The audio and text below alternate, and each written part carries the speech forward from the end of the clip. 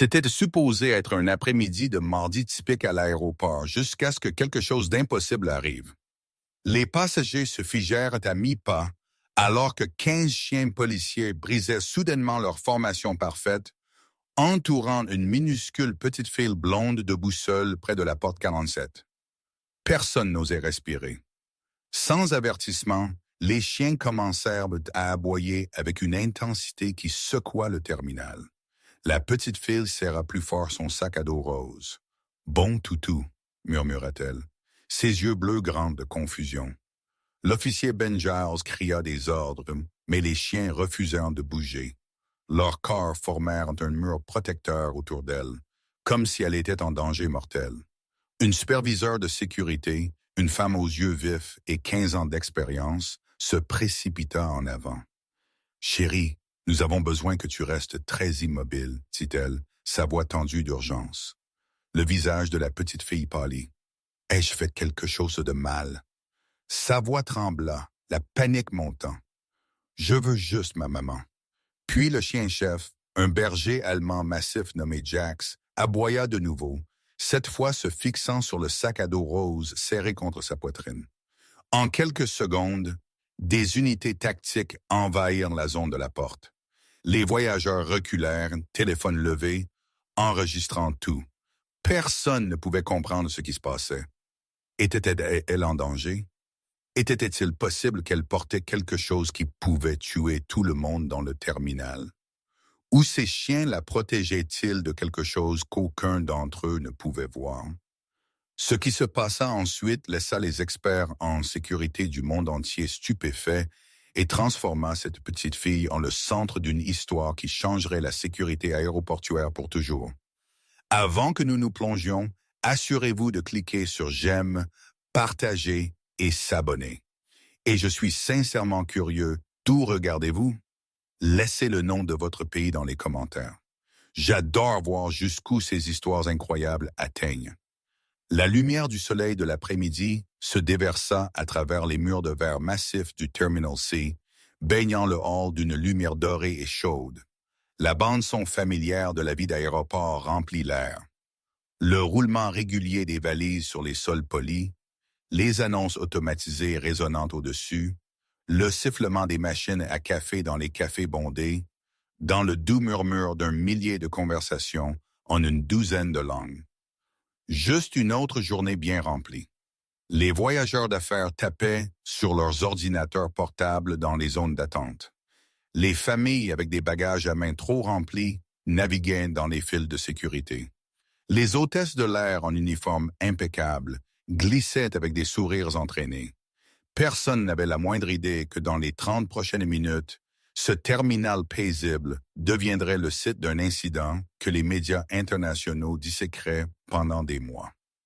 L'officier Ben Giles ajusta son gilet tactique alors qu'il menait son unité K9 d'élite à travers le couloir des arrivées internationales.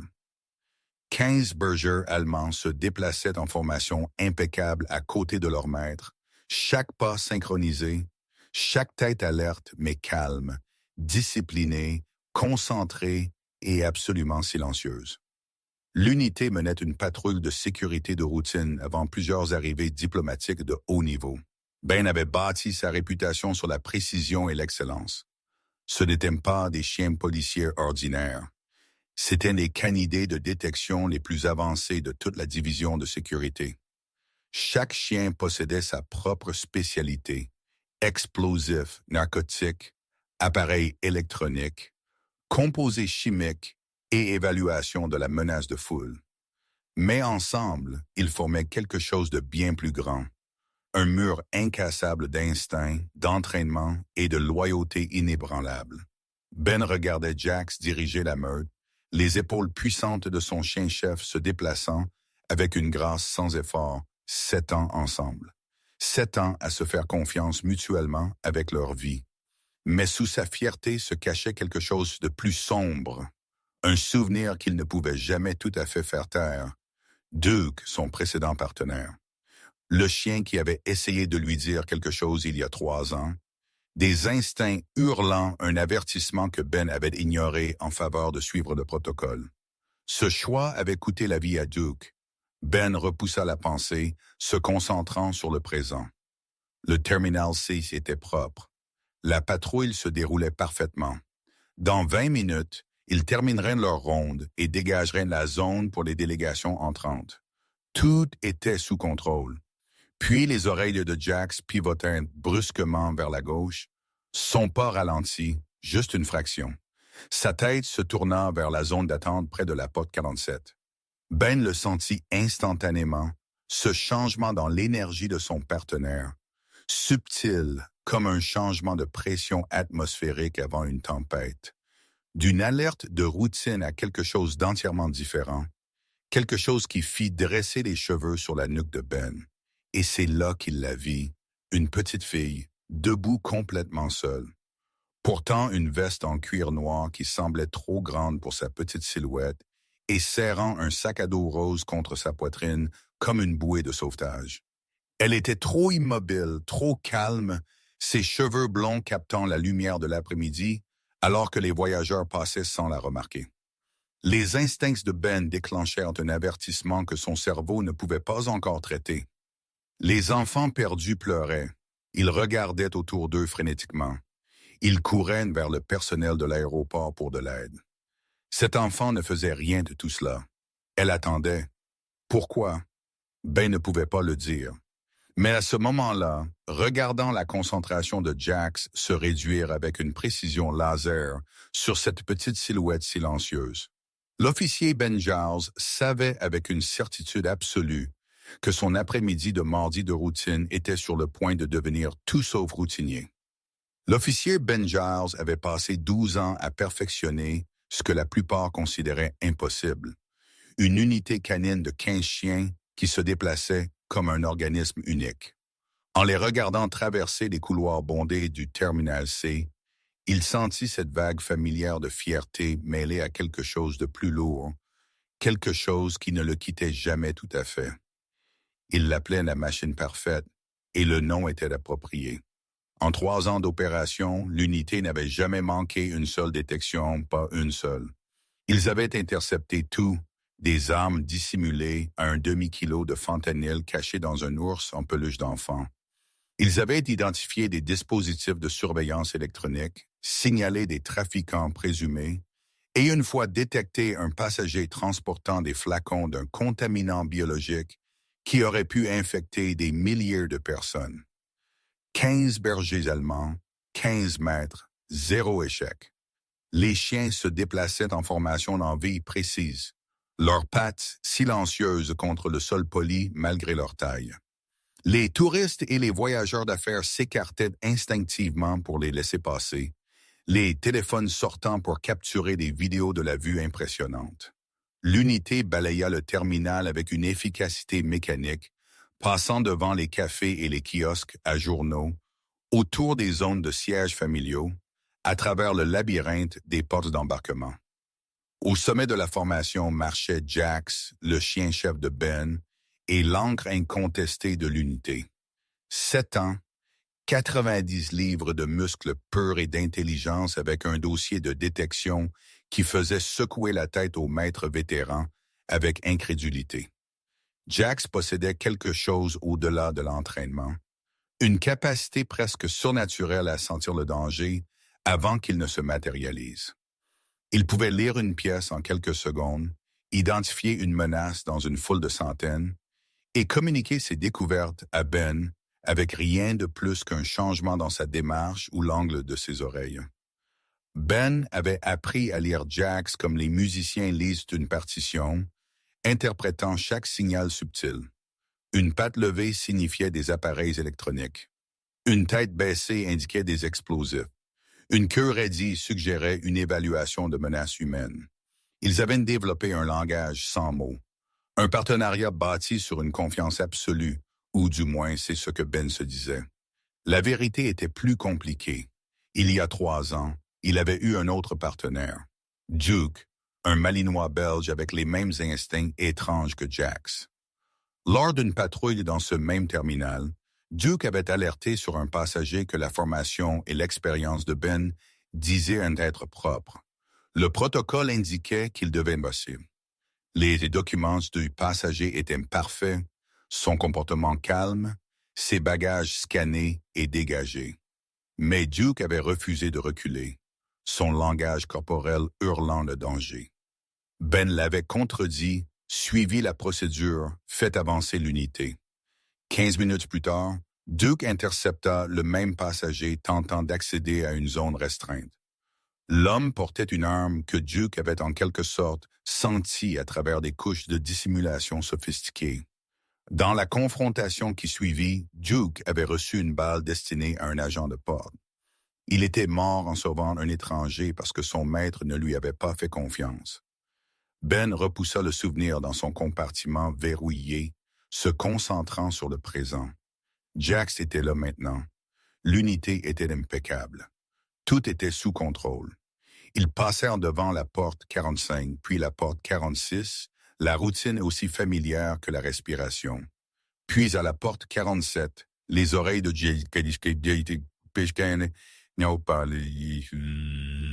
Jax pivotèrent à gauche avec une précision chirurgicale. Son pas puissant se raccourcit presque imperceptiblement. Sa tête se tourna et Ben sentit son propre pouls s'accélérer en réponse. Il connaissait ce mouvement. Il l'avait vu 100 fois. Jax avait trouvé quelque chose. Les yeux de Ben suivirent la ligne de mire de Jax et atterrirent immédiatement sur elle. Une petite fille, peut-être 6 ans, debout parfaitement immobile près des fenêtres du sol au plafond de la porte 47. Cheveux blonds tirés en queue de cheval, yeux bleus fixant droit devant. Elle portait une veste en cuir noir, le genre avec des fermetures éclairs et des clous argentés qui lui pendaient au-delà des hanches, clairement trop grande pour sa petite silhouette. En dessous, un simple t-shirt blanc et un jean, des baskets roses avec des personnages de dessins animés sur les côtés, et serré contre sa poitrine, tenu à 2 bras comme un bouclier, était un sac à dos rose couvert de patchs de licorne. L'œil entraîné de Ben balaya la zone autour d'elle. La porte 47 était modérément bondée, des voyageurs d'affaires en costume tapant sur des téléphones, une famille avec 3 enfants gérant des bagages, un couple âgé dormant sur des chaises adjacentes. Le mélange habituel. Mais aucun d'eux ne semblait lié à la fille. Pas de parents affolés cherchant, pas de gardiens veillants, pas de personnel de compagnie aérienne s'approchant pour aider. Elle était absolument complètement seule. Cela en soi n'était pas inhabituel. Les enfants perdus étaient une occurrence quotidienne dans les grands aéroports. Ils s'éloignaient de leurs parents dans les toilettes, se séparaient dans les foules, restaient en arrière pendant que les familles se précipitaient pour attraper des vols. L'aéroport avait des protocoles. La fille devrait pleurer, regarder autour d'elle désespérément, appeler sa maman ou son papa. Mais cet enfant ne faisait rien de tout cela. Elle se tenait immobile, comme si elle attendait quelqu'un. Son visage ne montrait aucune détresse, aucune peur, aucune confusion. Juste un calme étrange qui fit s'allumer les instincts de Ben comme un voyant d'avertissement. La veste en cuir noir semblait étrange d'une manière ou d'une autre, trop lourde pour le terminal climatisé, trop adulte pour une si jeune enfant. Dans la façon dont elle tenait ce sac à dos, les bras enroulés autour de lui protecteurs, les doigts serrant les sangles jusqu'à ce que ses jointures blanchissent, comme s'il contenait quelque chose de précieux ou de dangereux. Le pas de Jax avait ralenti à mi-vitesse maintenant, sa tête massive fixée sur la fille avec le genre de concentration que Ben n'avait vu que lors de scénarios de menaces réelles. Le reste de l'unité sentit le changement instantanément. 14 autres chiens répondant à l'énergie de leur chef, leur formation se resserrant, leur attention collective se concentrant sur cette petite silhouette solitaire. Ben sentit son pouls s'accélérer. Le langage corporel de Jax passait d'une patrouille de routine à une investigation active. Ses épaules s'étaient légèrement affaissées, sa tête baissée d'une fraction, ses narines évasées, aspirant l'air, analysant des odeurs invisibles au sens humain. « Doucement, mon garçon, murmura Ben, sa main se déplaçant instinctivement pour se poser sur l'épaule de Jax. Le geste était censé être calmant, mais ses propres doigts tremblaient légèrement. D'autres voyageurs continuaient de passer la fille sans un second regard. Un adolescent la bouscula presque en regardant son téléphone.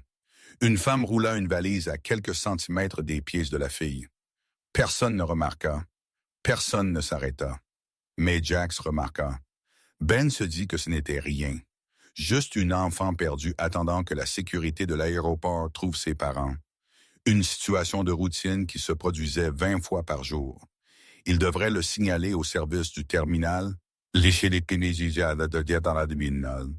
laisser gérer, garder l'unité en mouvement. Ses instincts hurlaient quelque chose d'entièrement différent. Quelque chose n'allait pas avec cette petite fille, ou quelque chose n'allait pas près d'elle, et cette pensée glaça le sang de Ben. Quelque chose n'allait pas avec ce qu'elle portait. Jax fit un autre pas en avant, et Ben sentit le moment se cristalliser. Ce n'était plus de la routine. Jax s'arrêta si brusquement que Ben faillit le bousculer. Pendant 3 secondes, le berger allemand massif resta figé, chaque muscle tendu, ses yeux sombres fixés sur la petite fille comme si elle était la seule chose qui existait dans l'univers. Ben ouvrit la bouche pour donner l'ordre de continuer, mais le mot mourut dans sa gorge. Jax aboya. Pas l'aboiement d'alerte contrôlée de l'entraînement. Pas l'aboiement d'avertissement qui signalait une menace détectée. C'était quelque chose que Ben n'avait jamais entendu de son partenaire en 7 ans ensemble. Un son aigu et perçant qui traversa le bruit ambiant du Terminal C comme un coup de feu. L'aboiement résonna sur les murs de verre et les sols polis, faisant taire les conversations à mi-phrase. Les têtes se tournèrent brusquement. Une femme laissa tomber sa tasse de café. Et puis, impossiblement, les 15 chiens bougèrent comme un seul. Ils se tournèrent vers la petite fille en parfaite synchronisation, leur formation se dissolvant et se reformant avec une précision fluide qui défiait les ordres choqués de leur maître. Comme une danse chorégraphiée qu'aucun d'eux n'avait répétée, les bergers allemands s'écoulèrent autour de Valerie en cercle concentrique, leur corps puissant créant des barrières vivantes entre elles et le reste du terminal. Jax, au pied! La voix de Ben se brisa d'urgence. Jax, atterrez! Le chien ne le regarda même pas. Autour de lui, 14 autres maîtres criaient des ordres similaires, leur voix montant en flèche alors que la panique s'installait. Bruno, halte! Max, à terre! Rex, à moi! Les radios sur leurs gilets éclatèrent de grésillements et de demandes furieuses de la sécurité du terminal. Chef d'unité, quel est votre statut? Giles, contrôlez vos chiens maintenant. Nous avons besoin de renforts à la porte 47. La situation dégénère. Mais les chiens n'écoutaient personne. Ils formèrent 3 anneaux serrés autour de la fille, leurs corps pressés l'un contre l'autre, créant un mur impénétrable de fourrure et de muscles. Pourtant, leur posture n'était pas agressive. Leurs poils n'étaient pas hérissés. Leurs dents n'étaient pas découvertes. Ils semblaient presque protecteurs, comme s'ils la protégeaient d'un danger qu'eux seuls pouvaient sentir. Les passagers reculèrent en désordre, téléphone levé, enregistrant tout. Un homme d'affaires renversa une poussette dans sa hâte de se retirer. Des parents attrapèrent leurs enfants et les serrèrent contre eux. La zone de siège circulaire autour de la porte 47 se vida en quelques secondes, laissant un rayon de 20 pieds d'espace vide avec la fille et les chiens en son centre.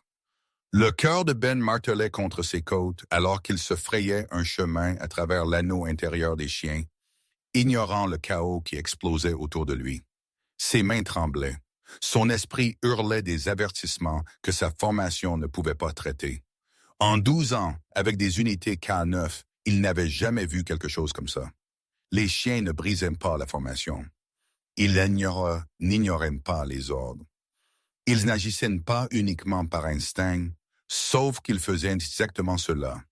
Il atteignit le cercle le plus intérieur et vit son visage clairement pour la première fois. Elle ne pleurait pas, ne criait pas, n'essayait pas de courir. La petite fille se tenait parfaitement immobile au centre de 15 chiens protecteurs. Ses yeux bleus grands mais calmes, ses petites mains serrant toujours ce sac à dos rose contre sa poitrine. Et puis elle leva les yeux vers Jax, sourit doucement et murmura deux mots qui, d'une manière ou d'une autre, traversèrent le chaos. Bon toutou. Ben s'agenouilla devant la petite fille, son pouls martelant dans ses oreilles. Les chiens se pressèrent autour d'eux, leur corps chaud créant une forteresse vivante qui bloquait le chaos du terminal. Jack se tenait directement à côté de lui, son attention rivée sur le sac à dos rose avec une intensité que Ben reconnut instantanément. C'était l'alerte d'appareil électronique, la posture exacte, l'angle précis de la tête de Jax, la façon dont ses narines s'évasaient en succession rapide. Ben l'avait vu des centaines de fois à l'entraînement et des dizaines sur le terrain. Mais cela ne pouvait pas être juste. C'était un sac à dos d'enfant couvert de patchs de licorne scintillant. « Chérie », dit Ben, forçant sa voix à rester douce malgré l'adrénaline inondant son système. « Mon nom est officier Ben. Peux-tu me dire ton nom? »« Valerie », dit la petite fille doucement. Sa voix portait un léger accent qu'il ne pouvait pas tout à fait situer. « J'attends ma maman et mon papa. »« C'est bien, Valerie. Nous allons t'aider à les trouver. » Les yeux de Ben tombèrent sur le sac à dos serré contre sa poitrine. « Peux-tu me parler de ton sac à dos? Où l'as-tu eu? » Le visage de Valérie s'éclaircit légèrement. « Un homme gentil de la sécurité me l'a donné. Il a dit que c'était un cadeau parce que j'étais si brave. Il a dit qu'il avait une magie spéciale qui aiderait mes parents à me trouver plus vite. » Chaque instinct que Ben possédait criait le danger. « Quel homme, chérie! Peux-tu le décrire? » Il avait un uniforme comme les autres agents de sécurité. Il était vraiment gentil. Il a dit « Giles, nous avons besoin de réponses maintenant. » La voix grésillant dans sa radio la coupa. Ben l'ignora, cherchant son micro d'épaule avec des doigts tremblants. « J'ai besoin du scanner portable à la porte 47. Immédiatement, priorité 1. 2 minutes semblèrent 2 heures. Les voyageurs continuèrent de reculer, formant un cercle toujours plus large de peur et de curiosité.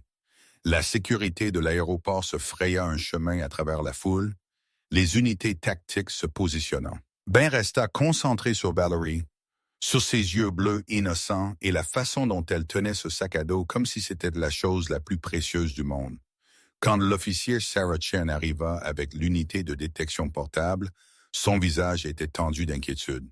« Qu'avons-nous? » « Lance-le, dit Ben doucement. »« Le sac à dos. » Sarah activa le scanner, sa LED bleue projetant des ombres étranges alors qu'elle le déplaçait lentement sur le tissu rose.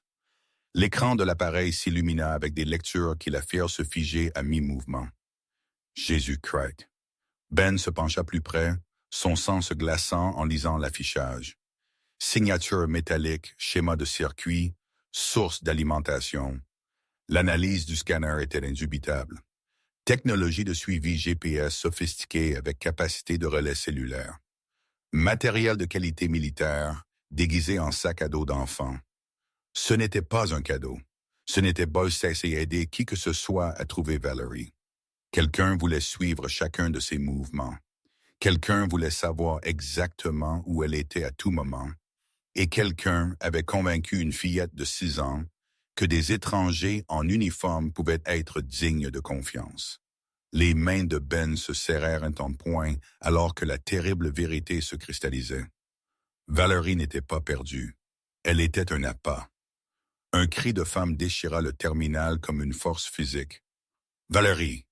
La tête de Ben se redressa brusquement alors qu'une silhouette franchissait le périmètre de sécurité, bousculant des officiers en uniforme avec une force désespérée. Elle avait la trentaine, les cheveux noirs sauvages autour de son visage, le mascara coulant sur ses joues en rivière noire. 2 gardes de sécurité lui saisirent les bras, mais elle se battit comme un animal acculé. « C'est ma nièce. Laissez-moi partir, Valerie. »« Madame, vous devez vous calmer. Enlevez vos mains de moi. » La voix de la femme se brisa d'hystérie. « Ils viennent pour elle. Vous ne comprenez pas? Ils viennent. » Ben se leva, une main se déplaçant instinctivement pour protéger Valerie alors que l'agitation s'intensifiait. L'officier Chen s'avança, son scanner toujours serré dans ses mains, aux jointures blanches. « Madame, j'ai besoin que vous vous identifiez. Sarah Chen, je suis sa tante. S'il vous plaît, vous devez m'écouter. » Les yeux de Sarah étaient sauvages, allant des officiers à Valerie avec une intensité paniquée. Ses parents. Oh mon Dieu, ses parents. Tati Sarah, la petite voix de Valerie traversa le chaos, et le son sembla briser quelque chose en Sarah. Les genoux de la femme se dérobèrent. Ben prit une décision. « Laissez-la passer maintenant !» Les gardes de sécurité la relâchèrent et Sarah trébucha en avant, tombant à genoux devant Valerie. Ses mains planèrent au-dessus de l'enfant, tremblantes, comme si elle avait peur de la toucher et de confirmer qu'elle était réelle. « Bébé, tu vas bien? Quelqu'un te fait du mal? »« Je vais bien, » murmura Valerie. « Le gentil monsieur a dit que vous me trouveriez. » Le visage de Sarah se vida de toutes couleurs. « Quel gentil monsieur! » Elle leva les yeux vers Ben, la terreur remplaçant le soulagement dans ses yeux. « Quel homme! » Elle dit que quelqu'un à la sécurité lui a donné le sac à dos, dit Ben d'un ton sombre. Celui avec le tracker GPS de qualité militaire à l'intérieur. Non. Oh non. Non. Non. Sarah serra Valerie plus fort contre elle, sa voix tombant dans un murmure horrifié. Ils nous ont trouvés. Même ici, ils nous ont trouvés. Madame, j'ai besoin que vous expliquiez exactement ce qui se passe, dit Ben, sa voix de commandement coupant à travers sa panique. Tout de suite. Sarah prit une inspiration tremblante, ses mots s'échappant dans une précipitation désespérée. Le père de Valerie est le Dr. Marcus Webb. C'est un chercheur pharmaceutique.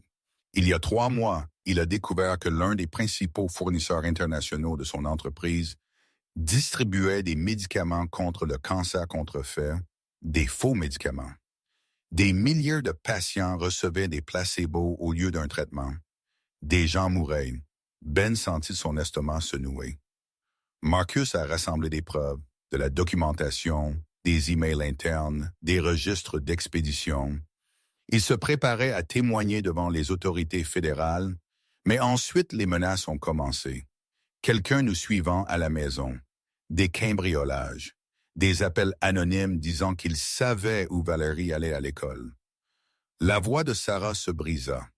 Il y a 1 heure, la sécurité de l'aéroport a détenu Marcus et sa femme sur des accusations fabriquées. De faux mandats. Ils ont planté quelque chose dans leur bagage. La famille a été délibérément séparée. « Où sont-ils maintenant? » demanda Ben. « Je ne sais pas. Ils les ont emmenés quelque part. »« Une zone de rétention, ont-ils dit? J'ai à peine réussi à éloigner Valérie avant. » Les yeux de Sarah se fixèrent sur le sac à dos rose, la compréhension inondant ses traits d'une nouvelle horreur. Le tracker. Il l'utilise pour atteindre Marcus. S'il ne retire pas son témoignage, s'il ne détruit pas les preuves. Elle ne termina pas la phrase. Elle n'en avait pas besoin. Les mots de Sarah pendaient encore dans l'air quand le langage corporel de Jax changea de nouveau. Sa tête se tourna vers la zone des douanes avec une précision mécanique, tout son corps se raidissant d'une manière qui coupa le souffle à Ben. En quelques secondes, 3 autres chiens rompirent le cercle protecteur, Kaiser, Bruno et Raven, se déplaçant pour flanquer Jax avec exactement la même posture. Ben connaissait cette position. Il la leur avait fait répéter pendant 3 ans. Détection chimique, matière dangereuse. Non, Ben respira, son esprit parcourant des calculs impossibles. Le tracker n'était pas le but final. Ce n'a jamais été le but final. Ses yeux balayèrent le terminal avec une nouvelle urgence, ne cherchant plus un enfant perdu, mais des prédateurs dans un terrain de chasse. C'est alors qu'il les vit. 2 hommes en uniforme d'entretien de l'aéroport debout, près de l'entrée du Duty Free, peut-être à 40 mètres. Ils ne bougeaient pas, ne travaillaient pas, ne faisaient rien d'autre que de rester parfaitement immobiles, leurs yeux fixés sur le cercle de chiens entourant Valerie. Leur positionnement était faux, trop symétrique, trop délibéré. Position de flanc, espacement tactique. La main de Ben se porta à sa radio. Toutes les unités. J'ai 2 hostiles potentiels en uniforme d'entretien. Sector duty free. Ne pas approcher. Répétez. Ne pas. Jax aboya de nouveau, plus fort cette fois, son attention fixée sur quelque chose au-delà des hommes. Ben suivit sa ligne de mire et sentit la glace inonder ses veines. Un grand conteneur de fret diplomatique était assis près du point de contrôle douanier, partiellement obscurci par une station de contrôle mobile, le genre utilisé pour transporter des matériaux sensibles entre les ambassades et les consulats. Immunité diplomatique, pas de fouilles, pas de questions, sauf que celui-ci avait de nouvelles rayures autour de son verrou de sécurité. Le sceau était brisé, pendant lâchement comme un détail oublié, et les 4 chiens l'alertaient avec une sorte d'intensité que Ben n'avait vue que lors d'exercices d'armes chimiques réels. Les pièces s'assemblèrent avec une clarté horrifiante. « Oh mon Dieu !» Sarah murmura à côté de lui. Elle avait suivi son regard, vu ce qu'il voyait. Ils ne sont pas seulement après Valerie. L'esprit de Ben parcourut le scénario avec une précision militaire. Séparer la famille, planter le tracker sur l'enfant, positionner des agents à travers le terminal. Placer un engin chimique dans un conteneur que la sécurité ne peut pas légalement fouiller. Quand la famille est éliminée ou quand le Dr. Webb refuse de coopérer, déclencher l'engin. Chaos chimique, évacuation massive, des dizaines ou des centaines de victimes. Et dans le pandémonium, les agents s'échappent pendant que les premiers intervenants se concentrent sur les mourants. C'était élégant, impitoyable, et cela se passait dans ce moment même. « Mettez Valerie en sécurité », ordonna Ben, sa voix coupant le chaos avec autorité de commandement. « Détail de protection complet. Verrouillez-le. Qu'en est-il du conteneur? » Le visage de l'officier Chen était devenu pâle. Les chiens savent déjà ce qu'il y a dedans. La main de Ben se porta à son micro d'épaule. Ses mots furent des tirs rapides. Ici, chef d'unité Giles. Nous avons une situation code noir au terminal C-Douane. J'ai besoin de déminage, d'équipe à hazmat et d'un confinement complet du terminal. Nous avons des agents hostiles sur place et une arme chimique potentielle dans un conteneur diplomatique.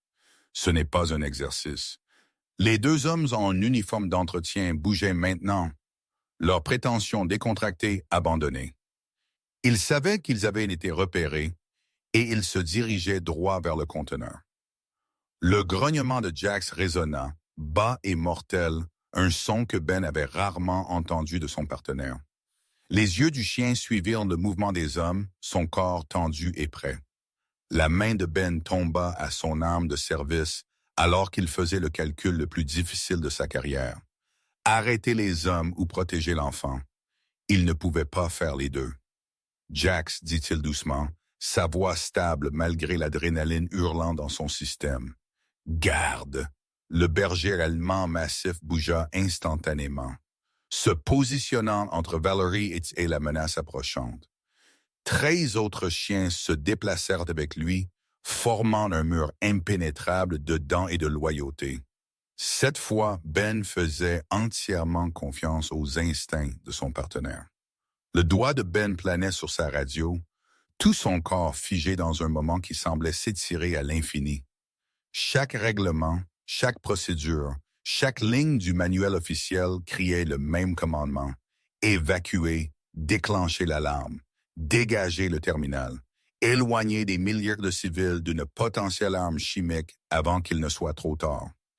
Mais Jax ne se déplaçait pas vers les sorties. Aucun des chiens ne signalait d'un comportement d'évacuation. Ils se tenaient en formation défensive autour de Valerie, leur corps tendu, mais leur positionnement délibéré. Protecteurs, pas réactifs. Et 4 d'entre eux maintenaient leur alerte chimique vers le conteneur tout en gardant le reste de leur attention fixée sur les agents d'entretien. Les chiens lui disaient quelque chose que son entraînement ne pouvait pas se traduire en protocole. L'esprit de Ben revint 3 ans en arrière, le corps de Duke se raidissant dans le même terminal, alertant un passager que l'expérience de Ben disait être propre, le Malinois belge refusant de reculer, insistant que quelque chose n'allait pas, alors que chaque scan, chaque procédure, chaque pièce de protocole officiel disait de continuer. Ben avait fait confiance aux règles au lieu de son partenaire. Duke était mort en prouvant que les règles étaient fausses. Les deux agents d'entretien étaient à 20 mètres du conteneur diplomatique maintenant, se déplaçant avec des pas déterminés qui semblaient décontractés, mais ne l'étaient pas. Leurs mains restaient trop près de leur côté, leurs yeux scannant pour une réponse de sécurité. Professionnel, entraîné, dangereux. Ben, nous devons l'évacuer. La voix de l'officier Chen coupa sa paralysie. Si ce conteneur est ce que les chiens pensent qu'il est, t'es d'accord de nous dire pas se courir. Ben l'interrompit, sa voix basse et dure. Ses yeux suivaient les suspects, observant leur trajectoire, calculant les angles et le timing. Ils nous disent de tenir le terrain. Valerie est la cible principale. Le conteneur est la diversion. Ce n'est pas le protocole. Le protocole a tué mon dernier partenaire. Les mots sortiront plus durement que Ben ne l'avait voulu, mais ils portaient une vérité qu'il avait passé 3 ans à essayer de fuir.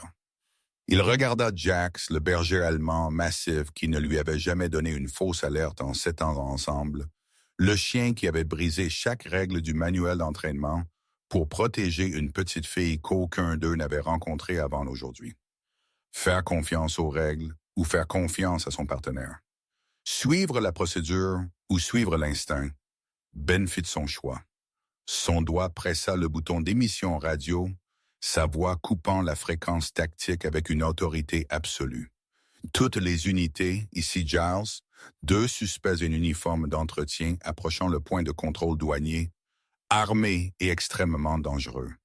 Le conteneur diplomatique près de la station de contrôle est confirmé chaud. Menace chimique, convergez maintenant. Équipe tactique pour intercepter les suspects avant qu'ils n'atteignent le conteneur. Déminage pour sécuriser l'engin. J'ai besoin d'une protection rapprochée sur l'enfant à ma position immédiatement. Il relâcha le bouton et ajouta un commandement de plus, sa voix devenant d'acier. N'évacuez pas le terminal. Répétez, n'évacuez pas. La panique déclenchera la détonation. Réponse contrôlée seulement. L'officier Chen le regarda comme s'il avait perdu la tête. Ben, si tu te trompes, je ne me trompe pas. La main de Ben se porta à son arme de service, ses yeux ne quittant jamais les 2 hommes qui se mettaient maintenant à courir vers le conteneur. Les chiens ne se trompent jamais. Le grognement bas de Jax confirma l'accord, son corps puissant tendu et prêt. Autour d'eux, 14 autres bergers allemands maintenaient leur position avec une discipline inébranlable, protégeant Valerie comme si elle était la chose la plus importante du monde. Parce que pour eux, elle l'était. Ben avait passé 3 ans à construire la machine parfaite. Maintenant, il lui faisait entièrement confiance, misant des milliers de vies sur les instincts d'animaux qui ne pouvaient pas expliquer leur raisonnement avec des mots. Il faisait confiance à Jax comme il aurait dû faire confiance à Duke. Des unités tactiques surgirent de 3 couloirs différents, convergeant sur les suspects avec une précision militaire. Les 2 hommes les virent arriver et firent leur dernière erreur. Ils coururent vers le conteneur au lieu de disparaître dans la foule. La radio de Ben explosa de confirmation. Suspect intercepté. Conteneur sécurisé. Hazmat en route. Il expira pour ce qui lui sembla la première fois depuis des minutes, sa main se posant sur la tête de Jax. Le chien s'inclina contre son contact, toujours vigilant, toujours protégeant la petite fille qui était d'une manière ou d'une autre devenue le centre de tout. Ben murmura, sa voix rauque d'une émotion qu'il ne pouvait pas tout à fait nommer. Bon garçon. Le terminal se transforma en champ de bataille en l'espace de 3 battements de cœur. Des unités tactiques déferlèrent dans des couloirs de service comme de l'eau, brisant un barrage. Leurs mouvements synchronisés et létaux. Les 2 suspects les virent arriver et firent leur choix. Ils coururent. Non pas vers les foules où ils auraient pu disparaître, mais vers les sorties de secours dans un sprint désespéré qui confirma tout ce que Ben avait craint. La main du premier homme plongea dans sa veste, détonateur. Quelqu'un cria. Kaiser le frappa comme un missile. Les 90 livres de muscles et d'entraînement du berger allemand percutaient la poitrine du suspect, le projetant en arrière contre un banc de bornes d'enregistrement avec une force écrasante. La main de l'homme s'envola, quelque chose de petit et noir tombant de ses doigts. Un officier plongea, l'attrapant en plein vol. Un déclencheur à distance, son bouton rouge toujours non activé. Le deuxième suspect parcourut encore 20 pieds avant que 3 officiers tactiques ne le mettent à terre près du tapis roulant de récupération des bagages. Il se battit comme un animal acculé, hurlant quelque chose dans une langue que Ben ne reconnaissait pas, mais les liens autobloquants de l'entraînement l'emportèrent sur le désespoir. Moins de 40 secondes après l'appel radio de Ben, les 2 suspects étaient face contre terre sur le sol poli du terminal, entourés d'officiers armés, mais le conteneur était toujours chaud. L'équipe de déminage se déplaça avec une urgence habituelle, leurs lourdes combinaisons de protection les faisant ressembler à des astronautes alors qu'ils approchaient du cargo diplomatique. Ben regarda à travers le cordon de chien, son cœur martelant contre ses côtes, tandis que le chef d'équipe examinait soigneusement le seau brisé. Ouverture maintenant. La voix du technicien principal grésilla à la radio. La porte du conteneur s'ouvrit avec un gémissement métallique qui résonna dans le terminal désormais silencieux. Des centaines de passagers restèrent figés, regardant, peur de respirer. La main de Ben se resserra sur le collier de Jax, sentant les battements réguliers du cœur du chien contre ses doigts. Jésus-Christ. La voix du technicien en déminage portait un choc authentique. Confirmé dispositif de dispersion chimique. Toxines aérosolisées dans des bonbonnes pressurisées. Système de détonation à distance est actif et armé. Nous regardons de multiples victimes si cela s'était déployé, des douzaines au minimum dans la zone immédiate, possiblement des centaines avec propagation par ventilation. Ben sentit ses genoux s'affaiblir. L'appareil était conçu pour incapaciter tout le monde dans la zone douanière. Confusion, panique, gens s'étouffant et mourant, pendant que les suspects s'échappaient ou accomplissaient leur objectif principal. Attrapé Valerie, il regarda le cercle de bergers allemands entourant toujours la petite fille, leur formation intacte malgré le chaos éclaté autour d'eux. Ils avaient su. D'une manière ou d'une autre, ils avaient compris toute l'image tactique d'une manière que la formation et les protocoles de Ben ne pouvaient pas saisir. Le tracker faisait de Valerie la cible principale. L'appareil chimique était la diversion, et si Ben avait ordonné une évacuation, la panique qui en aurait résulté aurait donné aux suspects exactement ce dont ils avaient besoin. Le chaos pour déclencher l'appareil tôt et arracher l'enfant dans la confusion. Les chiens avaient tout arrêté en refusant de bouger. En protégeant Valerie avec leur corps et en alertant sur les 2 menaces simultanément, ils avaient forcé Ben à faire un choix entre le protocole et l'instinct. Jax avait sauvé tout le monde. L'équipe de déminage a le contrôle, annonça la radio. L'appareil est en cours de neutralisation. Le terminal est sécurisé. Ben tomba à genoux, serrant Jax contre lui, enfouissant son visage dans l'épaisse fourrure du chien. Ses épaules tremblaient d'une émotion qu'il ne pouvait contenir. Soulagement, gratitude et quelque chose qui ressemblait à la rédemption. « Je suis désolé, Duke », murmura-t-il. Des mots destinés à un partenaire parti il y a 3 ans. Je suis tellement désolé de ne pas avoir écouté. Jack se pencha contre lui, stable et fin, comme il l'avait toujours été. Autour d'eux, le terminal commença à respirer de nouveau. La poussière retomba comme de la neige au ralenti, révélant un terminal transformé. Les officiers se tenaient au garde-à-vous. Les passagers restèrent figés, téléphone toujours levé, capturant un moment qu'aucun d'eux n'oublierait jamais. Et à travers le chaos, 2 silhouettes sprintèrent sur le sol poli, avec le genre de vitesse désespérée que seuls les parents comprennent. Le Dr. Marcus Webb atteignit Valerie le premier, tombant à genoux et la serrant dans ses bras avec un sanglot qui lui brisa la poitrine comme quelque chose de physique. Sa femme s'effondra à leur côté, ses mains vérifiant frénétiquement leur fille, touchant son visage, ses bras, confirmant qu'elle était réelle, entière et en sécurité. Sarah se blottit autour des trois, ses larmes coulant librement maintenant que la terreur avait enfin cessé. Petite fille, Marcus s'étouffa, sa voix détruite par l'émotion. « Oh mon Dieu, petite fille, nous pensions. » Il ne put finir. Il n'en avait pas besoin. Valerie enroula ses petits bras autour du cou de son père et s'accrocha comme si elle ne le lâcherait jamais.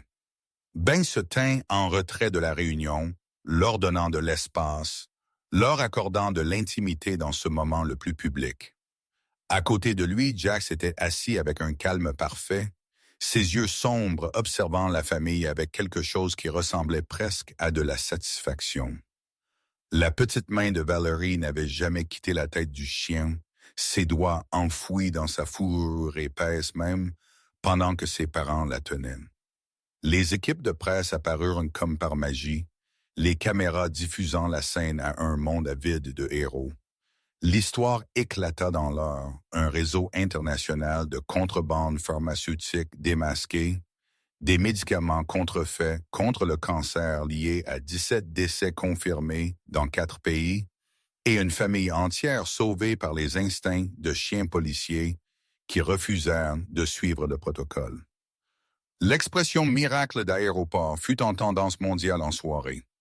Une semaine plus tard, Ben se tenait sur le porche d'une modeste maison de banlieue, Jax à ses côtés, tenant un paquet soigneusement emballé dont on lui avait dit que la présence était obligatoire.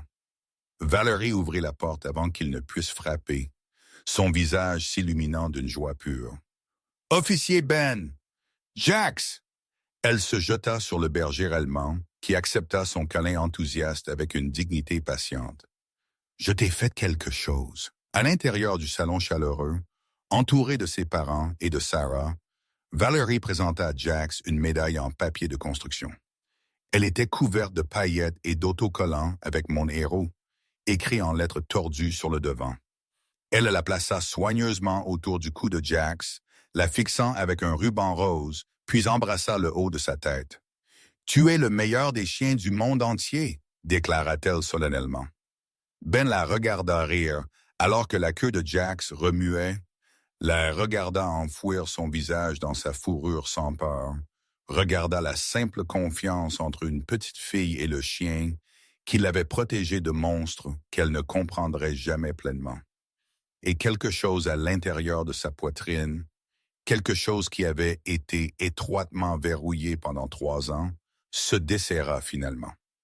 Ce soir-là, Ben se rendit au jardin commémoratif du centre d'entraînement K9. La pierre de Duke reposait sous un chêne, entourée de fleurs des maîtres qui se souvenaient encore. Jax marcha à côté de Ben jusqu'à la tombe, s'asseyant tranquillement pendant que son maître s'agenouillait dans l'herbe. « Je comprends maintenant, » dit Ben doucement, sa main posée sur la pierre tombale de Duke. « Tu essayais de me dire. Tu savais que quelque chose n'allait pas, et je n'ai pas écouté. J'ai choisi le protocole plutôt que toi, et je suis tellement désolé. » Les mots vinrent plus facilement qu'il ne s'y attendait, portés par le vent du soir qui bruissait à travers les feuilles de chêne. « Mais je te promets, je ne douterai plus jamais de ce lien. Jamais. Ce que tu as essayé de m'apprendre, » acheva Jax. « Vous aviez tous les deux raison. Vous aviez toujours raison. » Jax se pencha contre lui, chaude et solide et vivant. Ben enfouit ses doigts dans la fourrure de son partenaire et se laissa enfin entièrement faire son deuil. 3 mois plus tard, Ben se tenait devant une salle de maître chien de 6 États différents, lançant le nouveau programme d'entraînement qu'il avait passé chaque heure libre à développer. Sur l'écran derrière lui, des images étaient diffusées, 15 bergers allemands entourant une petite fille, refusant chaque ordre, faisant confiance à leurs instincts plutôt qu'au protocole humain.